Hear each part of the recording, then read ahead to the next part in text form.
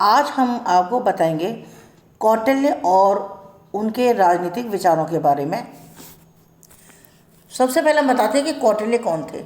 यानी प्राचीन भारतीय राजनीतिक विचारकों में सबसे अधिक महत्वपूर्ण स्थान कौटिल्य का होता है। कौटिल्य एक साधारण परिवार में उन्होंने जन्म लिया था, लेकिन उसके बावजूद भी उनकी योग्यता, उनकी क्षमता, उनकी बुद्धिमत्ता और उनकी साहस ने उनको बहुत आगे तक पहुंचाया। और उन्होंने अपनी संगठन क्षमता के आधार पर, अपनी कूटनीति के आधार पर, अपने शौर्य के आधार पर नंद वंश का नाश किया और उन्होंने चंद्रगुप्त मौर्य को स्थापित करते हुए भारतीय राजनीतिक एकीकरण के द्वारा एक सशक्त राजनीतिक सत्ता की स्थापना की।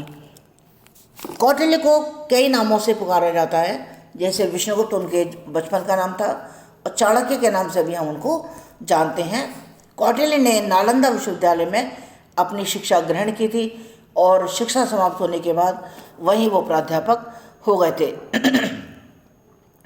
भारतीय राजनीतिक दर्शन में कौटिल्य का एक महत्वपूर्ण स्थान है और कौटिल्य की जो अपनी कृति है अर्थशास्त्र, उसके द्वारा उन्होंने शासन के बारे में, राज्य के बारे में, राजा के क्या अधिकार होने चाहिए, राजा के क्या कर्तव्य होने चाहिए, इसके अलावा राजनीतिक सिद्धांतों के बारे में, किसी भी राज्य के सप्तांग सिद्धांत कौन से होते हैं, उनका मंडल सिद्धांत क्या होता है, षाटगुणी सिद्धांत क्या होता है, ये जितनी भी सारी चीज़ें हैं, ये राजनीति शास्त्र की कौटिल्य की एक अमूल्य देन है। उन्होंने अपने ग्रंथ अर्थशास्त्र में इन सभी सिद्धांतों का वर्णन किया है और उनके इस ग्रंथ में 15 अधिकरण और 180 प्रकरण हैं, 150 अध्याय हैं, 6000 श्लोक हैं और इसमें राजनीति के अतिरिक्त उन्होंने दर्शन के बारे में, शिक्षा शास्त्र के बारे में, नीति शास्त्र और सैन्य शास्त्र के बारे में, रसायन शास्त्र और इंजीनियरिंग आदि के बारे में भी उसका वर्णन किया है। तो सबसे पहले हम अध्ययन करेंगे कौटिल्य के राजनीतिक विचारों के बारे में। तो जब हम कौटिल्य के राजनीतिक विचारों के बारे में अध्ययन करना शुरू करते हैं तो सबसे पहले हम देखते हैं कि कौटिल्य के आधार पर राज्य की उत्पत्ति कैसे हुई। कौटिल्य ने राज्य की उत्पत्ति के संबंध में सामाजिक समझौते के सिद्धांत से मिलते जुलते हुए अपने विचारों को प्रदर्शित किया है।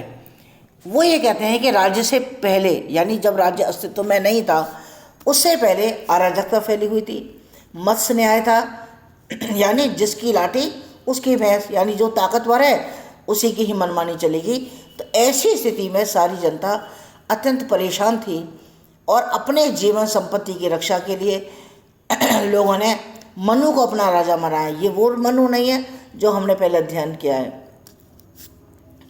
और शांति और व्यवस्था बनाए रखने के लिए लोगों ने अपनी जो उपज है उसका 1/6 भाग टैक्स के रूप में देने की बात कही और व्यापार में से, यानी जो वो बिजनेस करते हैं उसमें से उन्होंने 1/10 भाग तथा जो सोने से होने वाली इनकम है, यानी जो सुनार है, उसका भी कुछ भाग उन्होंने देने की बात कही। तो कौटिल्य अपनी पुस्तक अर्थशास्त्र में ये स्पष्ट कर देते हैं कि राजा जन कल्याण के लिए ही कार्य करेगा और जो जनता है वो कोष में अपना अंश, यानी अपना टैक्स तभी भरेंगे जब उनकी सुरक्षा, उनका कल्याण राजा के द्वारा सुनिश्चित किया जाएगा। तो इस तरह से कौटिल्य ने राज्य की उत्पत्ति में जनता की स्वीकृति का विचार दिया है। कौटिल्य का जो राज्य की उत्पत्ति का विचार है, ये सामाजिक समझौतावादी जितने भी विचारक हैं, हॉब्स, लॉक, रूसो, इन सभी से ही मेल खाता है। उनका स्वभाव भी थोड़ा सा स्वार्थी है, झगड़ालू है, जो अपने स्वार्थ की पूर्ति के लिए दूसरे को नुकसान पहुंचाने में नहीं चकता। यानी कौटिल्य कहते हैं कि राजा पर जन कल्याण का अंकुश लगाना चाहिए और उसने ये आशा भी की है कि जनता की स्वीकृति से ही, यानी जब तक जनता खुश है राजा से, जब तक जनता का कल्याण राजा के द्वारा किया जाता रहेगा, तब तक राजा अपने को बनाए रखने के लिए सदैव प्रयासरत रहेगा, और जब वो जनता के हित में काम नहीं करेगा तो वो उसको हटा करके किसी दूसरे को राजा बना दिया जाएगा। यानी कौटिल्य जो है वो राजा को पूर्ण रूप से आज़ादी नहीं देते, वरन उस पर जनता की स्वीकृति का प्रतिबंध लगा देते हैं। अब आती है राजनीतिक विचारों की दूसरी बात कि राज्य के कार्य क्या हैं और राज्य का स्वरूप क्या है। यानी कौटिल्य ने राज्य के स्वरूप के संबंध में सावयवी रूप रखा है।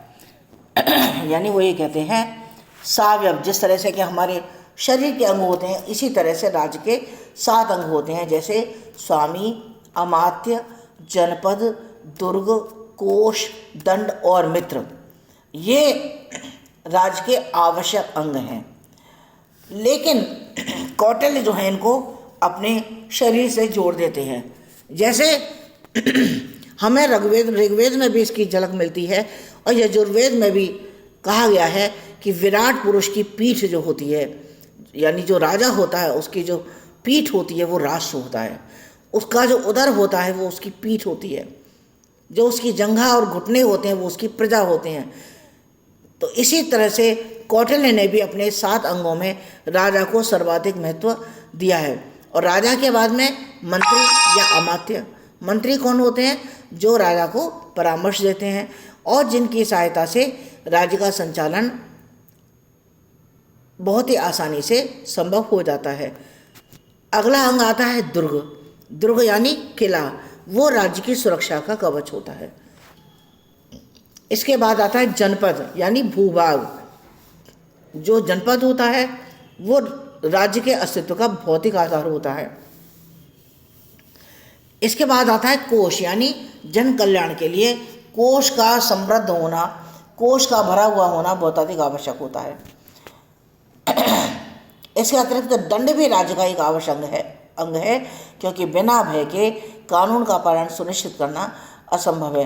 कौटिल्य इसमें मित्र को स्थान देते हैं, क्योंकि वो ये कहते हैं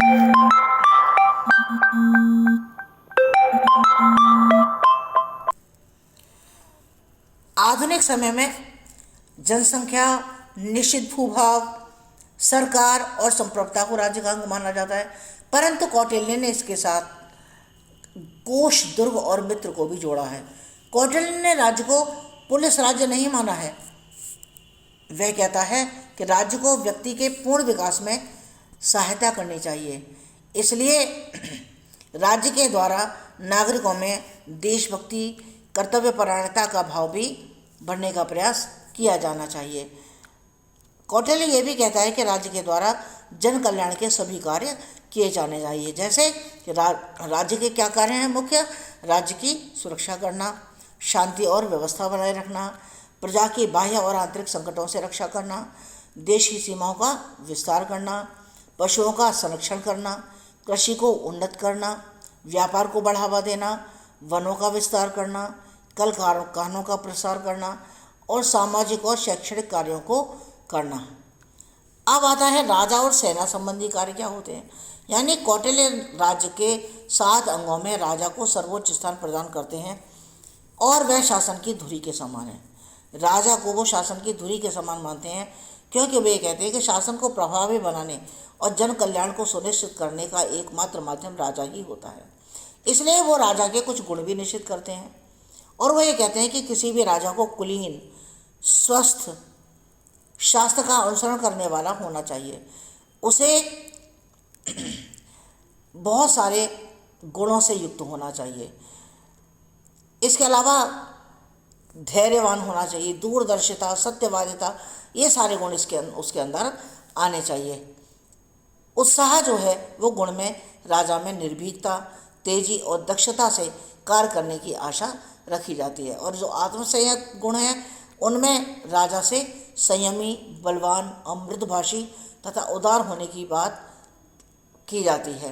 तो कौटिल्य कहते हैं कि शिक्षा एवं कठोर अभ्यास से इन गुणों का विकास किया जा सकता है। इसलिए वो एक उदाहरण देते हैं कि जिस प्रकार से घुन लगी लकड़ी शीघ्र नष्ट हो जाती है, उसी प्रकार अशिक्षित राजकुल भी बिना किसी युद्ध के यथाशीघ्र हो जाता है। तो कौटिल्य ने शिक्षा पर भी बहुत जोर दिया है। इसलिए कौटिल्य ने शिक्षा की बृहत योजना प्रस्तुत की है। वो ये कहते हैं कि मुंडन संस्कार के बाद वर्णमाला और अंकमाला का अभ्यास कराया जाना चाहिए। इसलिए वो ये कहते हैं कि जब राजा इस शिक्षा का ग्रहण करता है,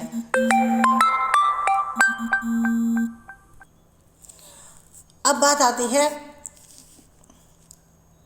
यानी राजा को दंड नीति का भी ज्ञान कराना चाहिए। तो दंड नीति में योग्य जो राजा होता है वो अपने राज्य में शांति और व्यवस्था लागू करके जनता का कल्याण करता है,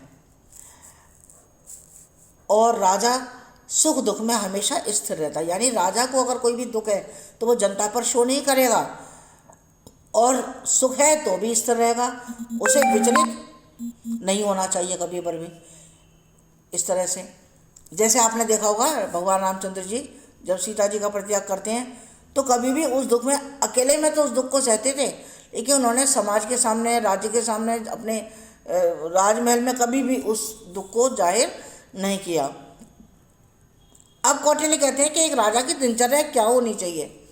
यानी कौटिल्य के चिंतन में राजा का प्रमुख स्थान है, और वो ये कहते हैं कि राजा को हमेशा सजग रह जाना चाहिए, जागरूक रहना चाहिए, सतर्क रहना चाहिए, और वो राजकीय कार्यों को सही से संचालित करता रहे। इसलिए वो दिन और रात, यानी कहते हैं ना 8 पहर, तो उन 8 पहरों को 8 भागों में बांट देता है, और प्रत्येक भाग को कहता है कि प्रत्येक भाग 1.5 घंटे का होगा। तो दिन के पहले भाग में राजा के द्वारा रक्षा और जो पहले दिन का जो भी खर्चा है आय व्यय का उसको देखेगा। दूसरे भाग में जनता और नागरिकों से मिलेगा, उनके कल्याणकारी कार्यों को करने के लिए उन पर ध्यान देगा। तीसरे भाग में अपना स्नान करेगा, भोजन करेगा, अपना कुछ अध्ययन करेगा। चौथे भाग में जो टैक्स डिपार्टमेंट है, कर विभाग है, उसका निरीक्षण करेगा। 5वें भाग में मंत्री परिषद से परामर्श करेगा। 5वें और 6ठे भाग में, 7वें भाग में स्वेच्छा से वह कोई भी कार्य कर सकता है, और 8वें भाग में हाथी हैं, घोड़े हैं, सेना है, उनका निरीक्षण करेगा।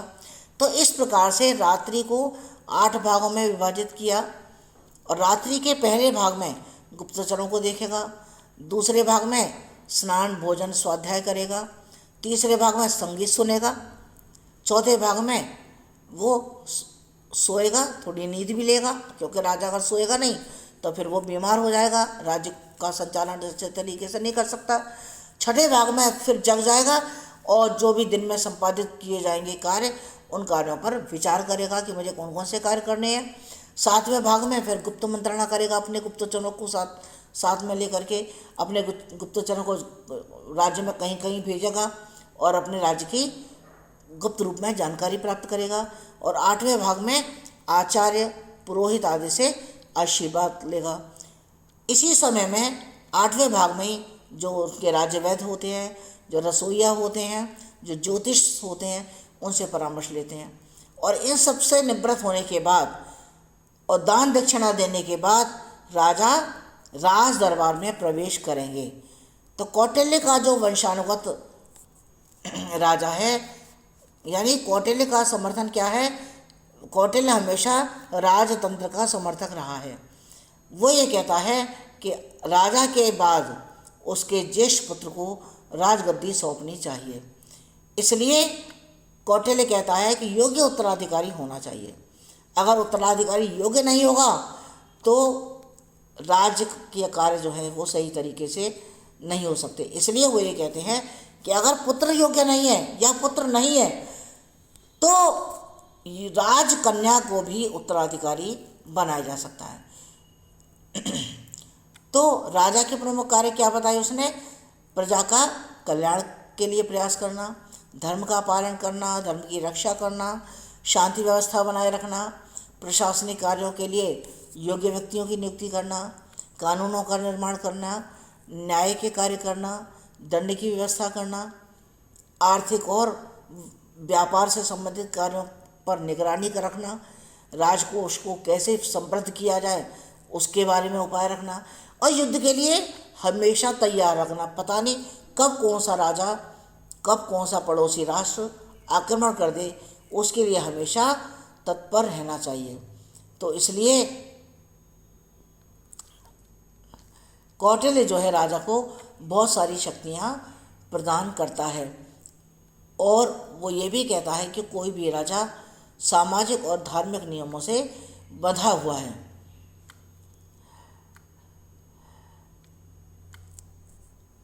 और जो वो अपने राज्य के 7 अंग बताता है स्वामी, उसको उन्होंने वृहत रूप में बताया है कि कौटिल्य के जो 7 अंग हैं, जो राज्य की सफलता होती है वो उसके राजा पर निर्भर करती है। तो इसलिए योग्य राजा का होना आवश्यक होता है।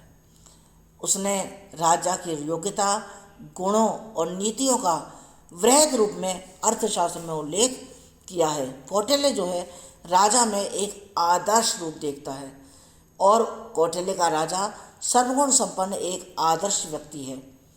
कौटिल्य का राजा प्लेटो के आदर्श राजा यानी दार्शनिक शासन के समान ही है।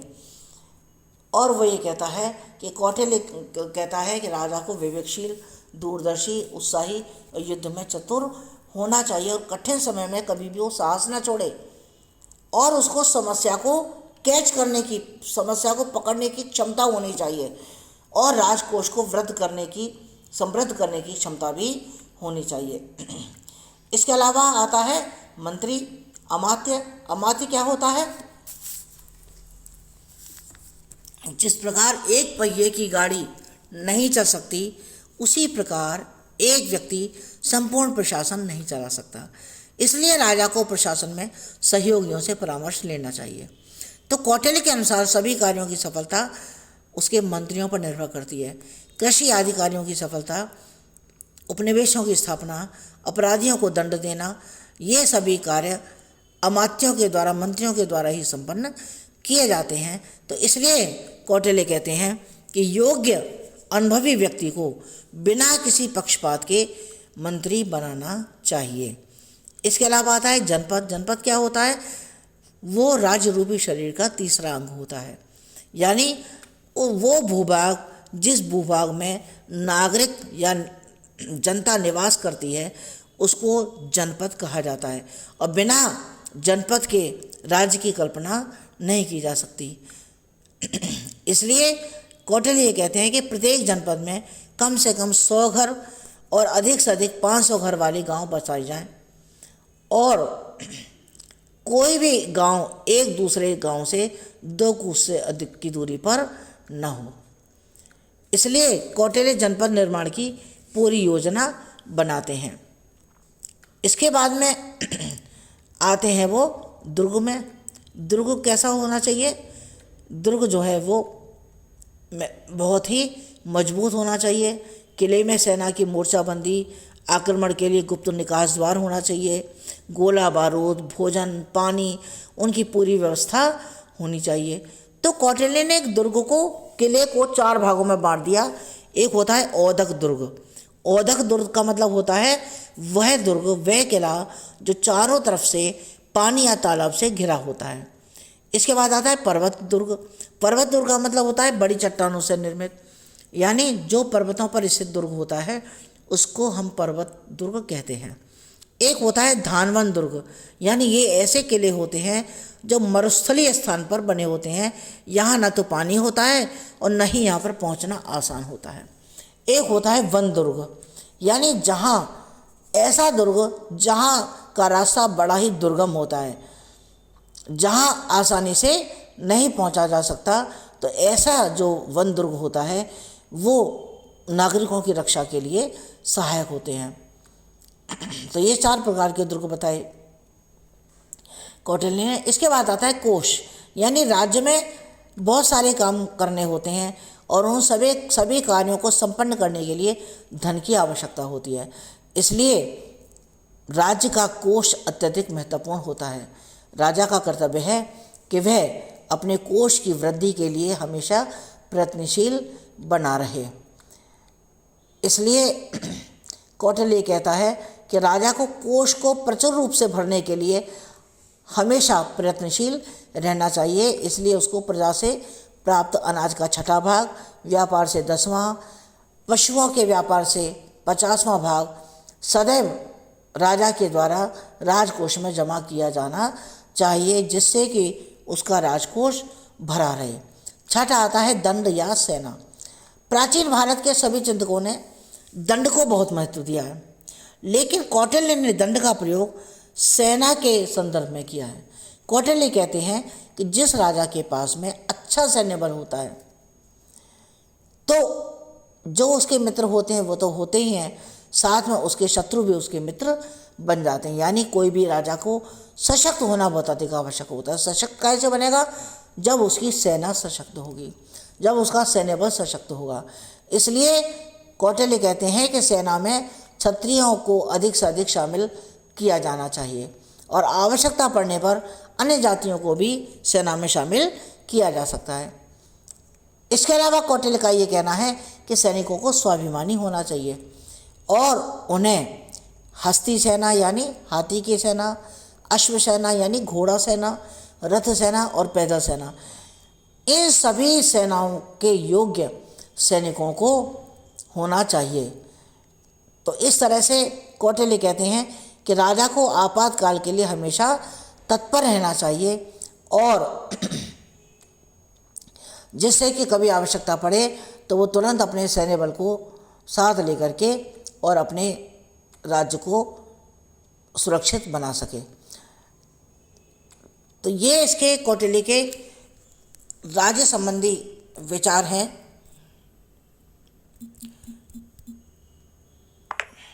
लेकिन इसके साथ साथ